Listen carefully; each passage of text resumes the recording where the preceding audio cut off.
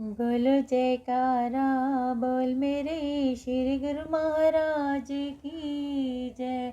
आनंदपुर वासी श्री भगवान की जय। प्रवचन 9। किसी भक्त ने श्री चरणों में विनय की कि संत महापुरुषों का संसार में प्रकट होना क्यों आवश्यक है।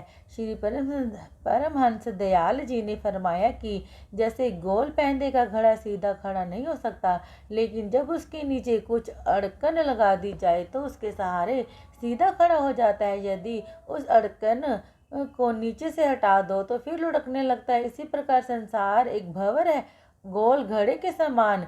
संत महापुरुष उस भंवर से सहारा देने वाले हैं जिसमें इस भंवर से बचाना आसान हो जाता है। यदि संत महापुरुष संसार में प्रकट होकर अपने सदुपदेशों का आश्रय ना दे तो जीव संसार रूपी भंवर में फंसकर कालवा माया का शिकार बनकर आवागमन के चक्र में फंसा ही रह जाए, जिससे छुटकारा मिलना कठिन है।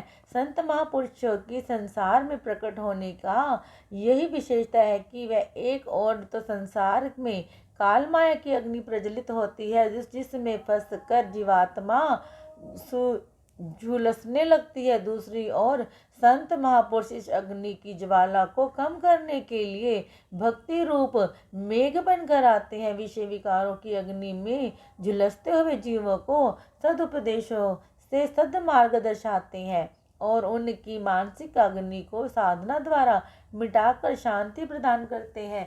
जैसे अग्नि को शांत करने के लिए पानी, भूख मिटाने के लिए भोजन, अंधेरा दूर करने के लिए रोशनी की जरूरत है, अंधेरा पानी अथवा भोजन से दूर नहीं हो सकता। अग्नि को शांत करने के लिए रोशनी तथा अन्य वस्तुएं सामर्थ्य नहीं रखती। ऐसे ही मानसिक शांति संत सतपुरुषों की कृपा के बिना मायावी पदार्थों से कदापि नहीं मिल सकती। मानसिक शांति ही जीवन का आश्रय है तथा सुख में बनाने का एकमात्र साधन है, दुखों से छुड़ाने की अचूक औषधि है। जो जीव काम क्रोध आदि विकारों की अग्नि में जलते रहते हैं, जिन्हें सतपुरुषों की संगति प्राप्त नहीं हुई, उनकी मानसिक दशा देखो तो विदित होगा कि सुख ऐश्वर्य के साधनों की कमी न होने पर भी उनका जीवन दुख रूप बना हुआ है। चिंता की अग्नि में दिन रात झुलस रहे हैं और जीवन सांसारिक ऐश्वर्य से संपन्न होता हुआ भी मानसिक शांति के कारण नरक में बना हुआ है।